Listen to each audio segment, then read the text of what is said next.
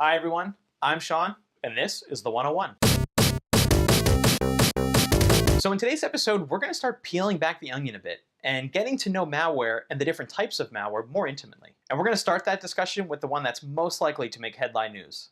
Again, today we ask, why is ransomware on the rise? You really can't look far without reading something about ransomware.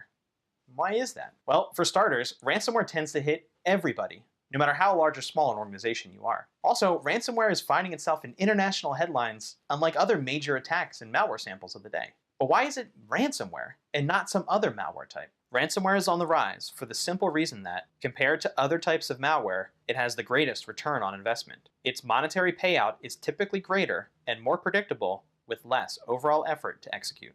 Ransomware is not your average malware. Now, that's not because it employs some crazy, never-before-seen technology or technique. It's because it flips the traditional malware paradigm on its head. So what do we mean by that? Well, all types of malware, generally speaking, share a couple of key characteristics. They try to be stealthy, lest they get removed. They try to get administrative rights, so they can do more on an endpoint. And they try to steal data, or enable someone to get access to a system to steal data. Ransomware, on the other hand? Yeah, not so much. Ransomware is really loud, announcing itself almost immediately after infection. It doesn't really need administrative rights because it's more often than not encrypting local file shares. And it isn't really stealing data.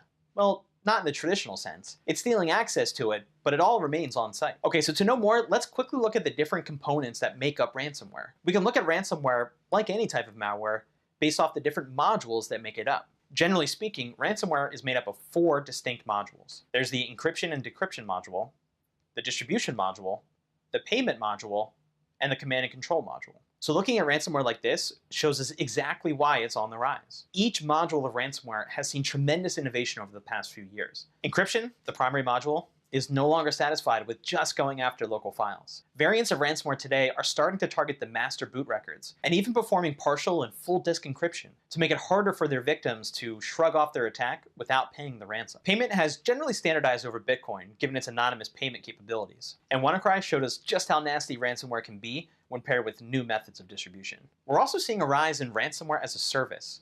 Criminal organizations that provide ransomware as a product platform. This allows even small fry operations to extort unsuspecting victims. But despite all of this, there's one important thing to keep in mind if you ever get hit by a ransomware attack. It's not a secret. Nothing is leaving your environment, and all of your most valuable assets are still with you. This means that if you maintain regular backups across all of your systems, the worst case scenario in a major ransomware outbreak is a couple days lost data and a couple days worth of re-imaging. So what did we learn today? Ransomware is on the rise for a really simple reason.